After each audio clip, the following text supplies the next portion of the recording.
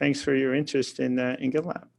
Yeah, I mean, so GitLab I'm aware of, especially in the post-Microsoft GitHub era. I was a little behind on the whole Git space before that deal kind of shook the landscape a bit. So starting, how did GitLab get off the ground? How long have you been running it? I would love some general background start. So GitLab started in 2011 when my co-founder Dmitry, who lived in the Ukraine, he had two things he wanted to improve in life. He wanted running water and better collaboration software at work. And he started with the most important thing, and he built GitLab because they didn't have any budget, but he wanted like a more modern experience. And the ironic thing is that where you mentioned GitHub, they are closed source software to host that is mostly used to host open source. GitLab is the reverse. It's open source software. Most people host their closed source on it. And I saw it a year later, and I thought this makes so much sense. Like everything I use as a developer is open source, except for the collaboration software.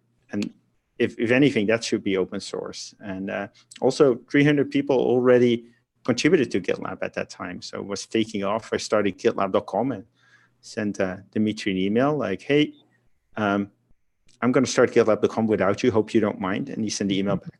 Totally cool. It's open source. Thanks for making it more popular. So that was very open-minded. And to this day, our mission is everyone can contribute. I think for us, an inflection point was 2015 when we joined Y Combinator. We started growing a lot faster. And another inflection point was when Camille joined the company. Camille, we started GitLab with version control, like Git, and a CI component, running your tests. But those were separate applications. And Camille joined us and said, I think they should be the same. And Dmitry said, well, you're obviously wrong because we've integrated these perfectly. Single sign-on, same user model, same user rights that you had, same permission model. And I said, you're obviously wrong. Like in our market, like people want to mix and match. And he convinced us, we did it. And it turned out it was much better than we even thought. Our users loved having everything in a single application. So we discovered this secret. And secret not in the sense that we didn't tell anybody, but nobody believed us. Everyone thought the same thing that me and Dmitry thought. So we started expanding that. So today, GitLab does everything. GitLab goes all the way from portfolio management, what you want to build on a highlight company level, all the way to testing, packaging, releasing that, monitoring that, securing and defending that. Like it's a complete DevOps platform, but delivered as a single application where you don't have to like integrate 20 different apps and go through them every time you make a change. It is one UI, one way of working. And that's really resonating with the market. So going back to what you said, I'm getting over a cold. So if I'm a little bit raspy, that's why. Going back to the Y Combinator in 2015, I'm curious, how mature was the business when you went into YC? Was it still pretty nascent? Was it still just a couple of people? Because YC, it allows companies of different scale now to kind of go through the process. Yeah, it had a lot of usage. So we had over 100,000 organizations using it already, but the company was really small. It was 9 people. I financed it. I speculated in Bitcoin a bit. I had some money. I put it all in the company. But that was it. And we had very few customers. Like we were below $1 million revenue run rate. And then during YC, we grew like crazy. And we were on track. I think we ended that year with $2 million or something in ARR. So just because I'm super curious, and I went to the last YC demo day and I just interviewed Michael Seibel a little bit ago. What did you do in YC that was such an accelerant to your ARR growth during that relatively short time window? Yeah, so they have a conversation. You're assigned in teams. Ours was Kazar and Kevin, and then a bunch of other entrepreneurs. And then every 2 weeks, you talk about what do you do as a company, because it changes rapidly, especially how you describe it. What was the plan last time we were here? What did you achieve? And what's your plan for next time that we meet? And I kind of messed everything up. Like that was the second meeting. I messed everything up. And after me was Liz Wessels from Campus Job, now called Way Up. I see Neil, like they know exactly what they were doing, and they achieved so much in 2 weeks. And basically, Khazar leaned forward and said, yeah, that's how we like to see it. And no, he didn't even have to glance sideways. We knew the message. And we were also like, it wasn't just Liz, like everyone in that group was going so much faster. So we drove back, me and Dimitri, and we're like, we got to go faster. So we told everyone, look, we have a plan for the next 3 months. We got to ship everything next 2 weeks. Everyone's like, that's not possible. We're like, well, we're going to cut. I don't have an answer for that. Well, it's pretty hard. We got to cut so many corners to just do it. And we got to cut corners not by not writing tests or by doing, we got to stay legal. We got to do the best thing for our customers. But we call it iteration. And it means like reducing scope, just make less. And it sometimes leads to something you're not super proud of, but you're able to get it out the door and then improve it again 2 weeks from that and improve it again. And it's a super hard thing to master. And I think we've went from not being able to do it to becoming probably one of the best companies in the world at iterating. So you wrapped that year, 2015, with about 2 million ARR. And we're coming to the close now of 2019, and you're over the 100 million ARR mark. So yeah, we hope to be there by the end of January, but that's 50x in 50x in 4 years. And we've also grown from like less than 10 people to now more than 1,000. So you've scaled in personnel and revenue incredibly quickly, which I presume leads to relatively rapid kind of cultural growth or cultural struggles, because you're adding a lot of people. It's hard to keep values the same. So looking back from like, I don't know, like 0 to 10 million ARR, 10 to 15, 50 to 100, do you see like phases of the business as you've gone through this rapid growth, or has it been kind of a continuous organic pace of expansion as you've hit different thresholds?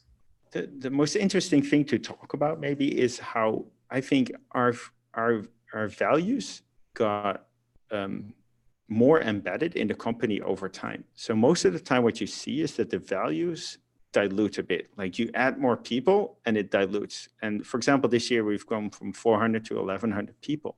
Like most of the people at the end of the year are new. Yeah. What we've done at GitLab, we've written our values down, and not just the headline, but also the sub-values. And then we find more than 10 ways to reinforce them continually.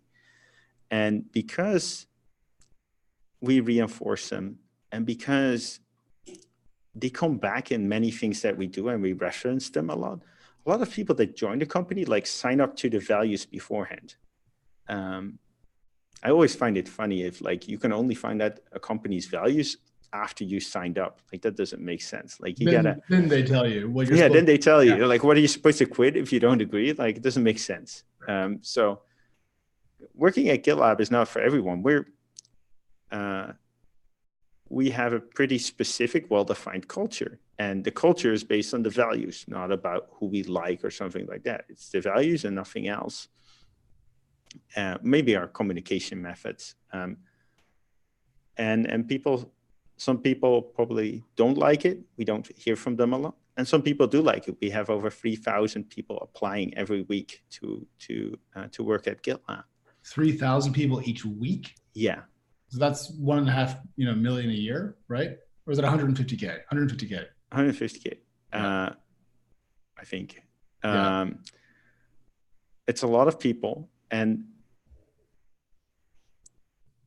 through writing things down, things become better over time. Like you get to add to it. So instead of diluting it, I think like if you go to our values page today, it's better than a month ago because a couple of people added to it. So this is kind of an organic democratic process by which you derive new values, or are you as kind of atop the company helping kind of dictate where this goes? I checked like hundreds of people contributed to our values page, but everything has to goes through an approval process. So at GitLab, we try to kind of combine the best of a consensus-based company and a hierarchical company. And for example, our mission is everyone can contribute. So you could write something to add to our values, except that you cannot merge it because you don't work here.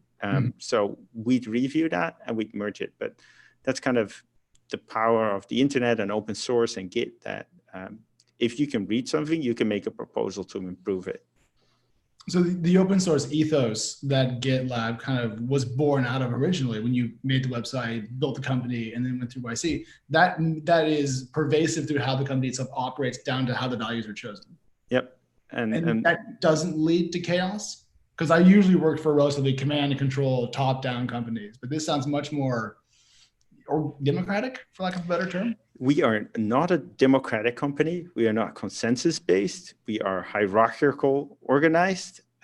So everyone has a manager, and we have a very clear organization. If you Google GitLab org chart, you'll find exactly that everyone has exactly one manager that they report to.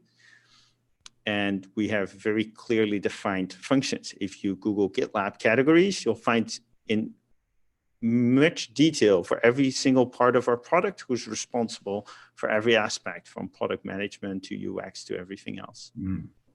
Okay, so that's a bit of history. I think I better understand where you are now, but you guys are out in the market talking about reaching this $100 million ARR threshold in January of next year, which is, really coming up. So you're just on the cusp of it. Yeah, now. Within 6 weeks. Yeah. So the reason why we're talking is I was tinkering with the idea that this $100 million ARR threshold was a much more meaningful metric than a $1 billion valuation. And I went through your funding history and I know how much you're worth now, but I'm kind of curious, one, kind of, do you agree? And two, why are you talking so publicly about this when private companies traditionally haven't been so forthcoming about their size? Yeah, so I agree. It's a very significant threshold. On one hand, like the $1 billion valuation is also important. Like becoming a unicorn kind of gets you more attention, gets more people applying to the company, gets more customers trusting you. Now, I think the $100 million, there's a lot of ways to get $100 million. I think if you do it as a software company with like 80% plus margins, that is much more valuable than, say, I don't know, you were selling dollars for 80 cents. So there's a margin question, and investors are pretty savvy and they tend to compensate for that. But on the other hand, it is much more within your control. So we set goals for 2023. And like one of the goals, like we initially thought about, like, let's be a $10 billion company and value-wise. And it's not in your control. The stock market can be super high or super low, and that can make like a factor of 4, factor of 5 difference. So don't set goals where you're not in control. So instead, we set the goal. We want to be November 18, 2023. We want to be at $1 billion of revenue. Now, that's not totally in our control. Like we need customers to buy our product, but it's a lot more in our control than the stock market.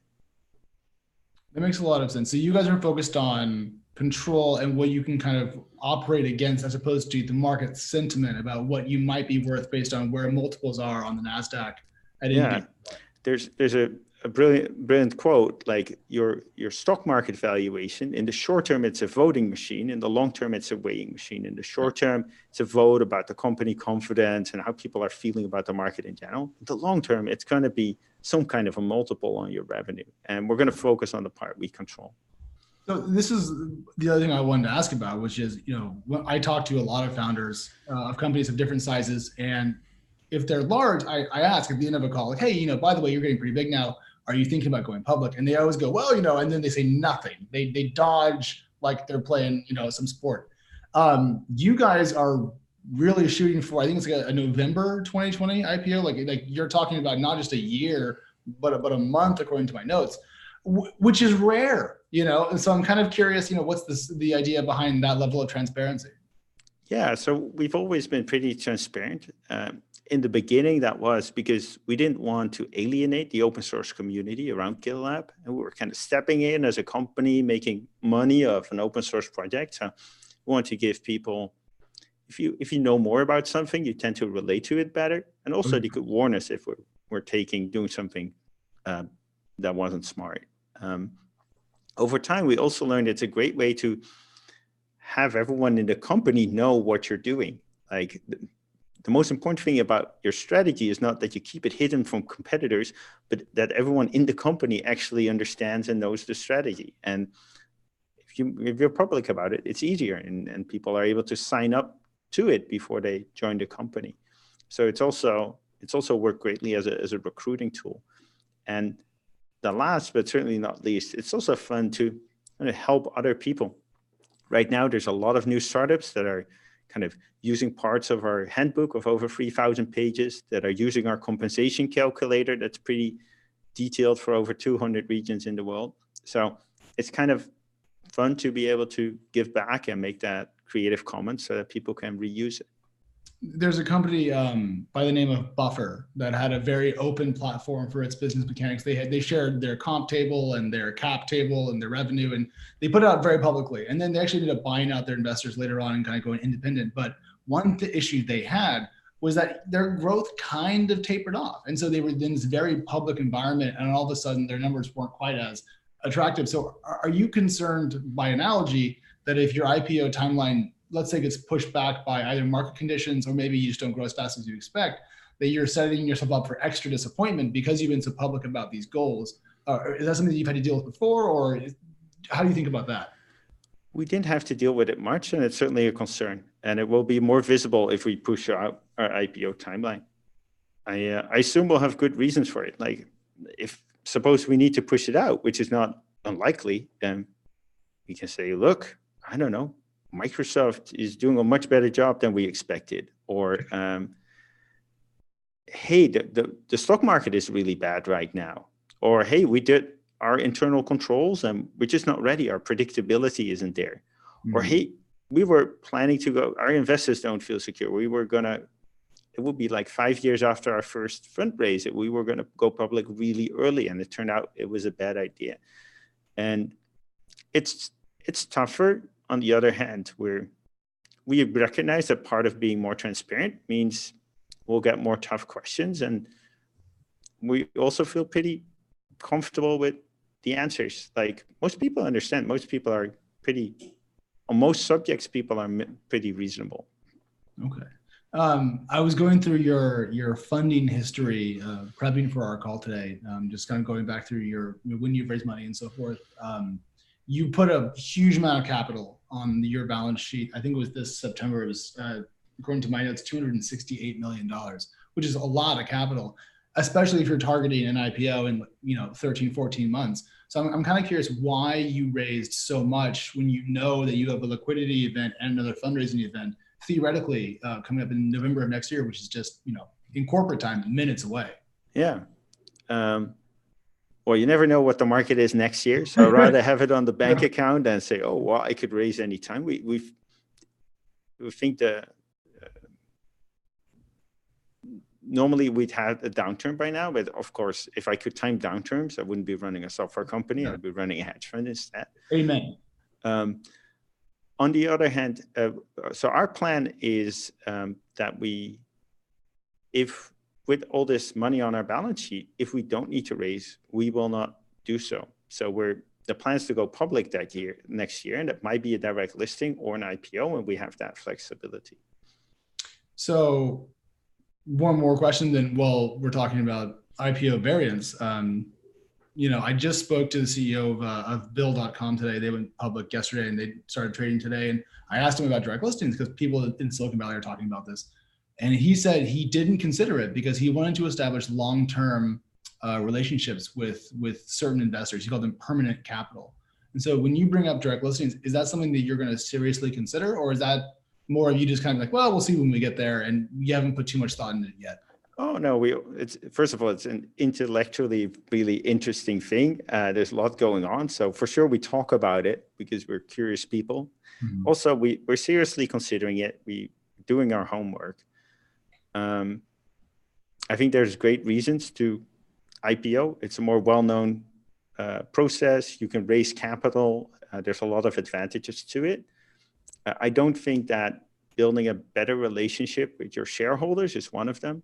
I think you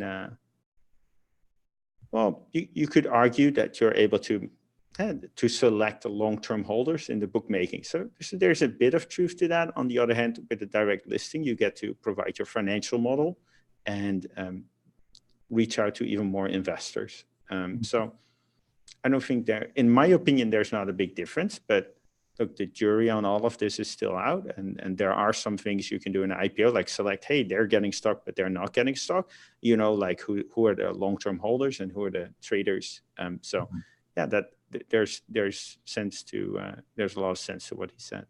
Okay, one more question before we let go. But so you're announcing this a very important number. You've given it a time frame. Are you going to continue to release metrics as you keep going of a similar sort of magnitude and kind of publicity, or are you going to do this and then go quiet for a bit and then later on file an S1? So what we want to do at GitLab, we want to always get more transparent, not less transparent. That's why we've never released our financials, because we know as a public company, we can only do that on a quarterly cadence when they're audited. So we're waiting for audited numbers before we release them. And there are some metrics that you don't show to the outside world, some that you show every quarter, some that you show only during the S1 and afterwards not on every quarter, and some that you only show when you feel it's to the advantage of the company, and like breaking revenue, big round revenue numbers, number of $1 million customers, number of licensed seats, things like that. They feel like things that you do incidentally when you think it's a good point for the company to do it. So I think we'll continue to kind of do that as we think, oh, that's a nice number and it's a good time to announce it, and then we'll announce it, but we won't force ourselves to continuously update on such a number. And there's a lot of numbers at GitLab that we share like real time. Like you can go to dashboard.gitlab.com. You see all our stats of our SaaS site. You can type GitLab OKRs, and you can find many of the OKRs at GitLab in embedded graphs in our handbook. Not the ones that pertain to revenue or like very close to that, but a lot of the other graphs. Well, sorry, I keep asking to say one more question, but one more question. Do you ever find that certain people that might have come to work for GitLab don't appreciate the level of transparency that the job requires and then end up opting to go for a more clandestine, obfuscated, occluded? Oh, I won't call other companies what you just used, but yeah, for sure, it's not for everyone. You got to feel comfortable with like messing up in public more. Like I recently send an apology email to 4 million people. That was the biggest apology I ever made. What did you do? We announced that we were going to have more telemetry from GitLab. We're going to send more data back, but we wanted to use an external third-party SaaS service for that.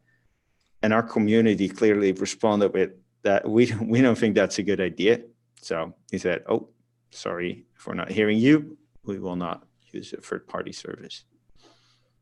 Which third party? Oh, we're live streaming. This is all public. If you don't, yeah. So I don't want to name the party because it's not about they're a great party. It's just that people don't like third party. Right. It has a connotation with like marketing and tracking data, even though that wasn't the case. Like third party kind of sounds like that. And also people like, okay, we trust GitLab. We signed up with you. Why are we sending data to somebody else? And I think that's a very valid concern. So we said, okay, makes sense. We're going to go. Whatever we do, it's going to be first party. How was the reaction to the apology you sent out? Yeah, very positive. I got like 10 people sending great. The best one was one guy sent a postcard from a bar. I don't know. I mean, maybe the moment just called. You're having a drink. I don't know. You're having a drink. You get the apology email you send off. So that was fun.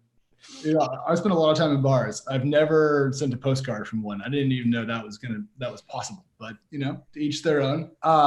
Okay, well, cool. I really appreciate this. This is super interesting, and I guess you and I are going to be talking a lot next year because if you're going to hit the number, we'll probably talk when you announce it.